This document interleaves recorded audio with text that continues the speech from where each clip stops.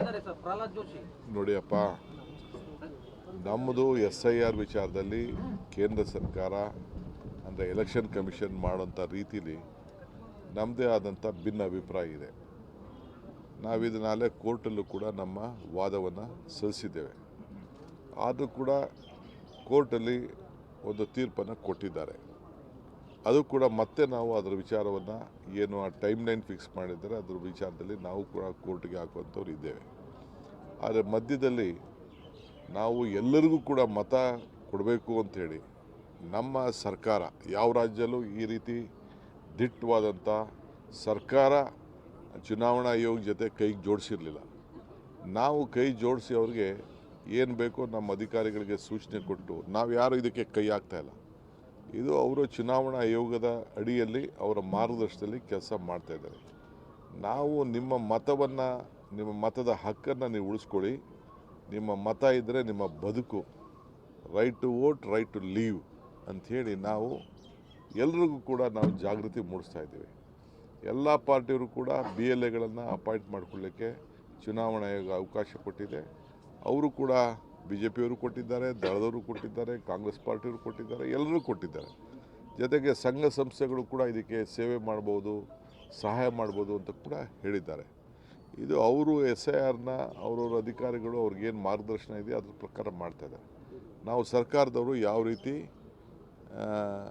ಮಧ್ಯಪ್ರವೇಶ ಮಾಡೋದಿಲ್ಲ. ಆದರೆ ಅವ್ರಿಗೇನು ಆತಂಕ ಅಂದರೆ ನಮ್ಮ ಜನರಿಗೆ ಸರ್ಕಾರ ಇಷ್ಟು ಜಾಗೃತಿ ಮೂಡಿಸ್ತಾ ಇದೆಯಲ್ಲ, ಅದಕ್ಕೆ ಅವ್ರಿಗೆ ಭಯ ಇದೆ. ಅವ್ರ ಎಲೆಕ್ಷನ್ ಕಮಿಷನ್ ಬಗ್ಗೆ ಅವ್ರಿಗೆ ನಂಬಿಕೆ ಇಲ್ಲ ಅನ್ನೋದು ಅವರು ವ್ಯಕ್ತಪಡಿಸಿದ್ದಾರೆ. ಇದನ್ನು ರದ್ದು ಮಾಡಬೇಕು ಅಂತ ಹೇಳಿದ್ದೆ, ಅದು ಚುನಾವಣಾ ಆಯೋಗಕ್ಕೆ ಬಿಟ್ಟಿದ್ದಂಥ ವಿಚಾರ.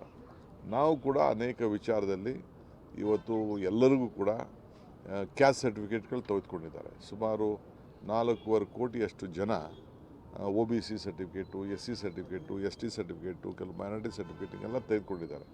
ಅದನ್ನು ಆನ್ಲೈನಲ್ಲಿ ಡೌನ್ಲೋಡ್ ಮಾಡಲಿಕ್ಕೆ ಅವಕಾಶವನ್ನು ನಾವು ಮಾಡಿಕೊಟ್ಟಿದ್ದೇವೆ.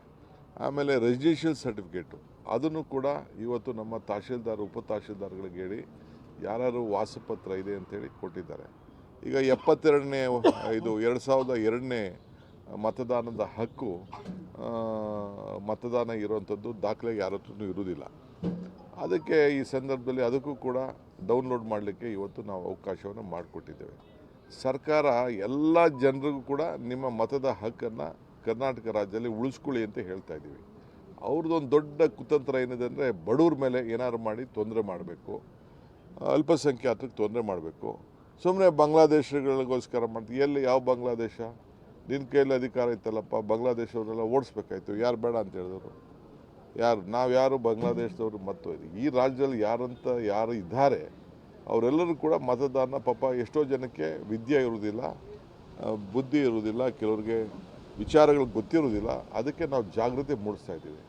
ಈಗ ವೆಸ್ಟ್ ಬೆಂಗಾಲಲ್ಲಿ, ಬಿಹಾರಲ್ಲಿ ಏನು ಮಾಡಿದ್ದಾರೆ? ಯಾರು ಈ ಫುಡ್ಡು ಆ್ಯಕ್ಟು ಯಾರು ತಂದಿದ್ದು? ಮನಮೋಹನ್ ಸಿಂಗ್ರವ್ರು ತಂದರು. ಎಲ್ಲರಿಗೂ ಪಡಿತರ ಚೀಟಿ ಕೊಡಬೇಕು ಅಂತ ಹೇಳಿದ್ರು. ಅವರೇನು ಕಾನೂನು ಮಾಡಿಬಿಟ್ಟಿದ್ದಾರೆ, ಯಾರಿಗೆ ಮತದಾನ ಇಲ್ಲ ಆ ಫುಡ್ಡನ್ನು ಕಿತ್ತಾಕ್ತೀವಿ ಅಂತೇಳಿ ಆದೇಶ ಕೊಟ್ಬಿಟ್ಟಿದ್ದಾರೆ. ಬಿಹಾರಲ್ಲೂ ಕೊಟ್ಟಿದ್ದಾರೆ. ನಿಮಗೆ ಬೇಕಾದ್ರೆ ಆದೇಶದ ಪ್ರತಿಯನ್ನು ಕೊಡ್ತೇವೆ. ಅದಕ್ಕೆ ನಾನು ಜನರಿಗೆ, ಯಾಕೆಂದರೆ ನಾವು 5 ಗ್ಯಾರಂಟಿಗಳನ್ನು ಕೊಟ್ಟಿದ್ದೇವೆ. 5 ಗ್ಯಾರಂಟಿ ಯಾಕೆ ಕೊಟ್ಟರೆ ನಾವು ಇವತ್ತು ಏನು ಹಣ ದುಬ್ಬರ ಆಗ್ತಾಯಿದೆ, ಏನು ಬೆಲೆ ಏರಿಕೆ ಏನಾಗ್ತಾಯಿದೆ, ಆದಾಯ ಏನು ಕಡಿಮೆ ಆಗ್ತಾಯಿದೆ, ಪ್ರತಿ ಹಂತದಲ್ಲೂ ಕೂಡ ಏನಾಗ್ತಾಯಿದೆ, ಇದಕ್ಕೆ ಸಹಾಯ ಆಗಬೇಕು ಅಂತೇಳಿ ನಾವು ಇಂಥ ಒಂದು ದೊಡ್ಡ ಗ್ಯಾರಂಟಿ ತೀರ್ಮಾನ ಮಾಡಿದೆವು.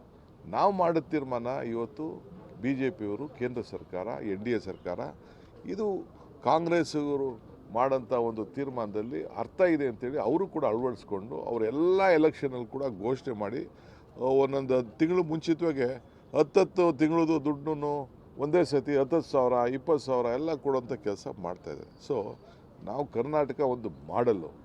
ಇವತ್ತು ನಾವು ಏನು ಅಡ್ವರ್ಟೈಸ್ಮೆಂಟ್ ಏನು ಕೊಟ್ಟಿದ್ದೀವಿ, ಏನು ನಾವು ಜನರಿಗೆ ಜಾಗೃತಿ ಮೂಡಿಸ್ತಾ ಇದ್ದೀವಿ, ಇದು ನನ್ನ ವೈಯಕ್ತಿಕವಾದ ವಿಚಾರ ಇಲ್ಲ.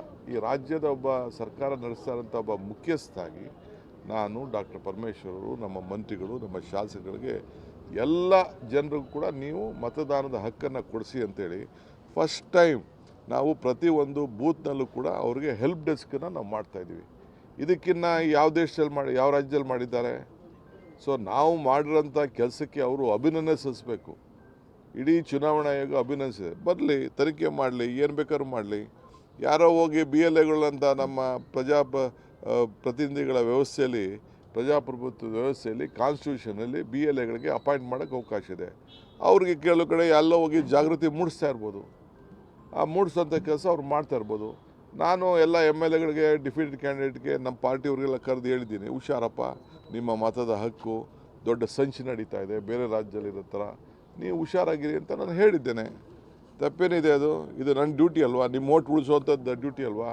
ನಿಮ್ಮ ರಕ್ಷಣೆ ಮಾಡಬೇಕಾದಂಥ ಡ್ಯೂಟಿ ಅಲ್ವಾ?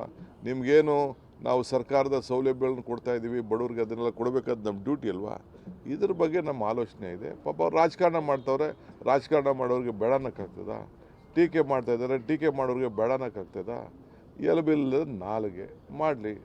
ನಾನು ಹೇಳಿದ್ದೇನೆ ಹಿಂದೆ, ಟೀಕೆಗಳೆಲ್ಲ ಸಾಯ್ತವೆ, ನಮ್ಮ ಕೆಲಸಗಳು ಉಳಿತವೆ ಅಂತ. ಸೊ ಅವ್ರು ಮಾಡೋಂಥ ಟೀಕೆಗಳ ಸತ್ತೋಗ್ತವೆ, ನಾವು ಮಾಡೋಂಥ ಕೆಲಸ ಉಳಿತದೆ. ಈ ರಾಜ್ಯದ ಮತದಾರರಿಗೆ ಎಲ್ಲರೂ ಕೂಡ ಹಕ್ಕನ್ನು ಕೊಡಬೇಕು ಅನ್ನೋದು ನಮ್ಮ ಸರ್ಕಾರದ ಏನು. ನಾವು ಇದನ್ನು ನಮ್ಮದೇ ಆದಂಥ ವಿರೋಧ ಇದ್ದರೂ ಕೂಡ ನಾವು ಇದಕ್ಕೆ ಗೌರವ ಕೊಡಬೇಕು ಅಂತೇಳಿ ಸಂವಿಧಾನದಲ್ಲಿ ರಕ್ಷಣೆ ಮತದಾನದ ಹಕ್ಕನ್ನು ಪ್ರತಿಯೊಬ್ಬರು ಕೂಡ ಮಾಡ್ತಾ ಇದೀವಿ. ಆ ಡ್ಯೂಟಿ ನಾವು ಮಾಡ್ತೀವಿ. ಬಿಜೆಪಿ ಮತ್ತು ಕಾಂಗ್ರೆಸ್ ಅವರು ದೂರು ಕೊಟ್ಟಿದೆ ಸರ್ ಚುನಾವಣಾ ಆಯೋಗಕ್ಕೆ.